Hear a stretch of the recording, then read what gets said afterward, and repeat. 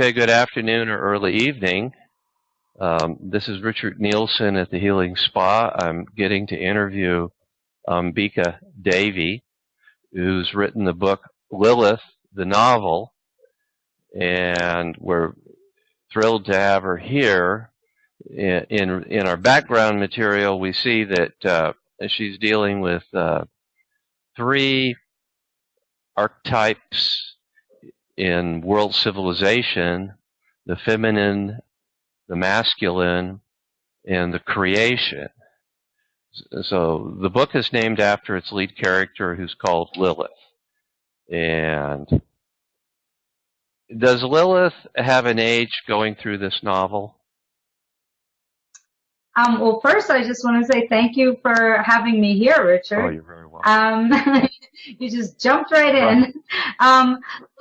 Lilith begins in what is the present moment, which would be, by some aspects of the book, future. However, time is folding in on itself, kind of like a French seam on a good pair of jeans, or a well-folded burrito.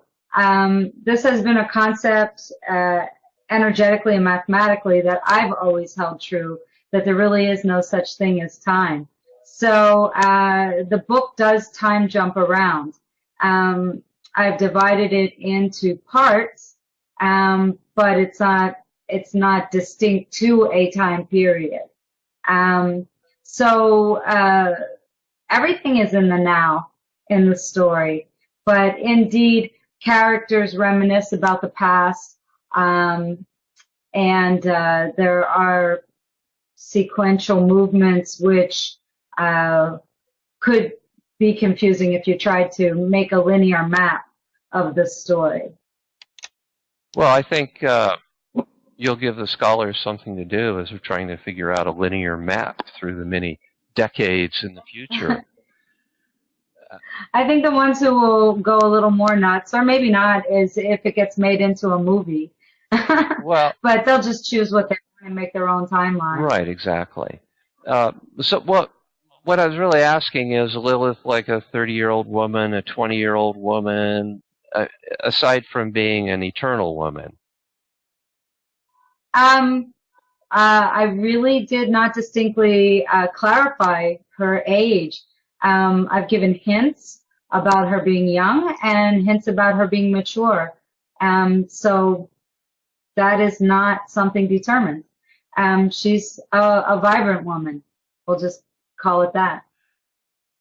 Well, a lot of novelists in their first novel, they tend to be autobiographical. So how much of your life overlays the life of Lilith? I mean, in your writing, it talks about a feisty gal in Philadelphia. Are you a feisty? Well, I was born outside Philadelphia, and I did go to art school in Center City, and a great deal of the book, the stories that all the characters tell, are stories from my life. I also drew from stories of friends.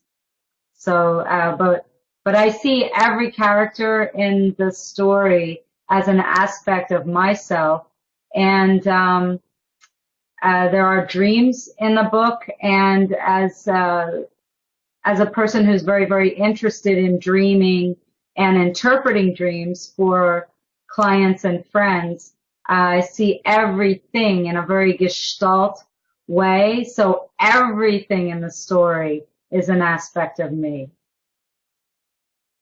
Okay, I got that, or I'm getting that. I'm looking forward to getting more of the book.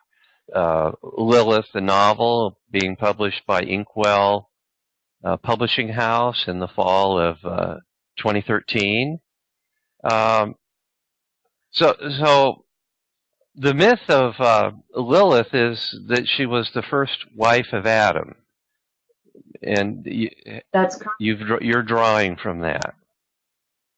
I am the Sumerian version. Yeah, out of the. I've always been interested.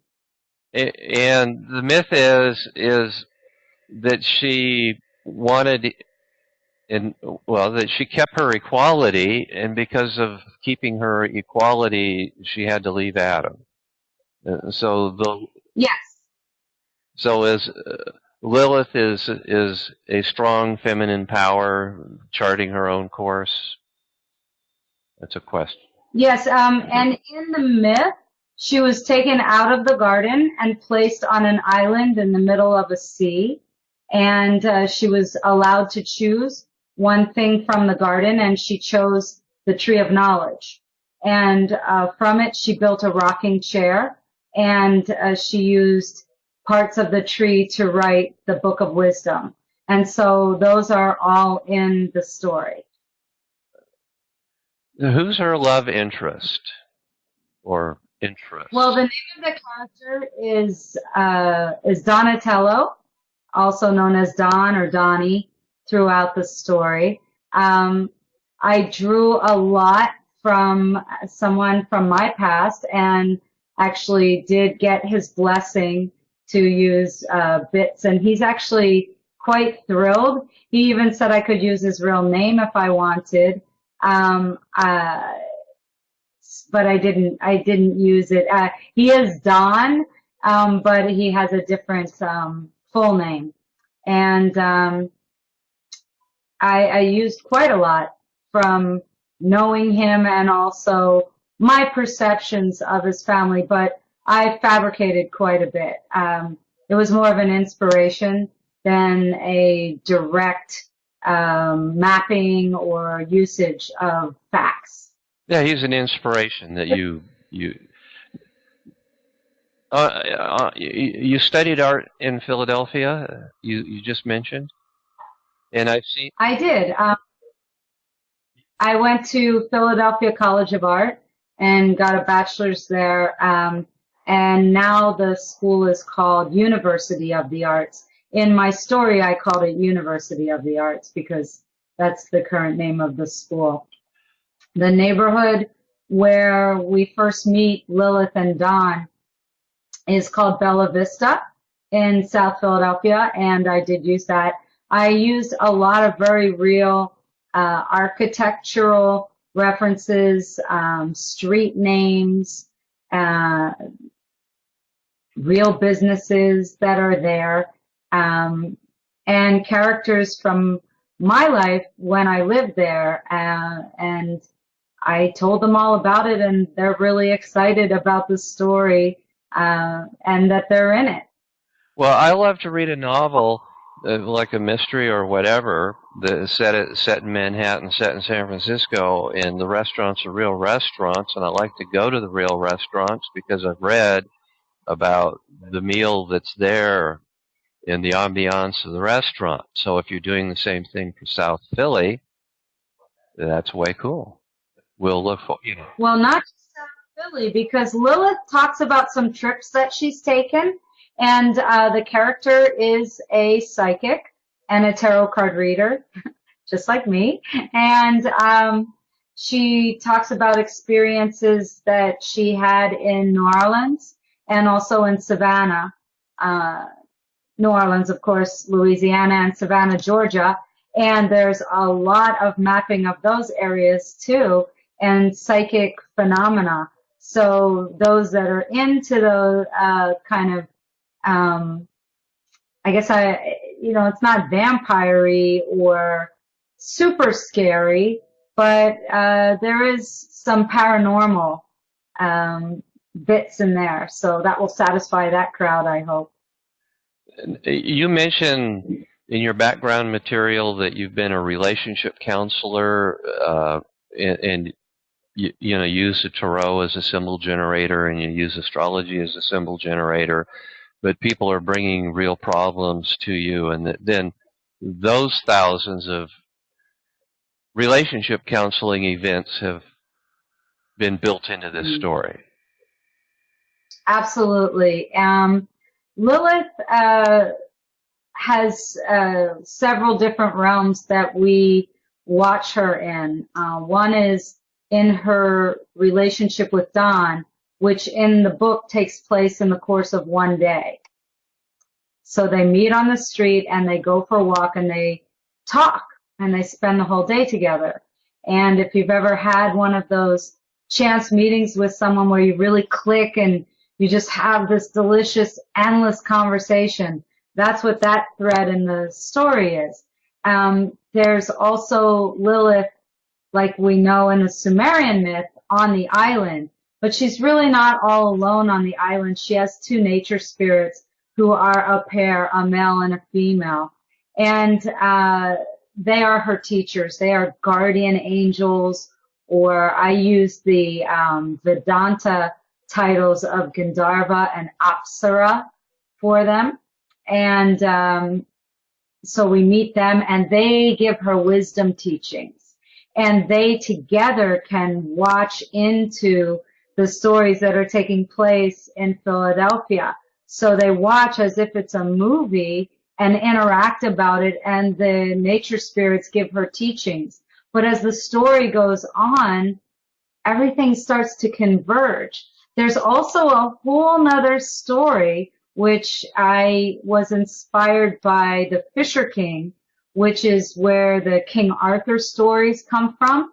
And so for those who love Harry Potter, there's a bit of that in my book also. There's an alchemist, and he has a talking parrot and an apprentice, and they're scrying, which is visioning into a cauldron, and they're watching a wounded warrior tale come to life, and some of the characters end up in there together. So everything starts to converge. Everything starts to relate. Meanwhile, I use the Inca myth of creation with the sun disk, the great waters, the great mother, and I also mirrored into that part of the story theory that I wrote about in my master's thesis about the divine feminine, the divine masculine, and the irresistible magnetic force of what we call Shakti, which brings them together irresistibly. So this is all in my story together. So it's my way to share philosophy from my master's thesis in a fun novel, because to read it in my thesis would probably snore most people to sleep quite quickly. But the way I wove this philosophy in and feed it to the reader is much more juicy and palatable. And so, even though this Donatello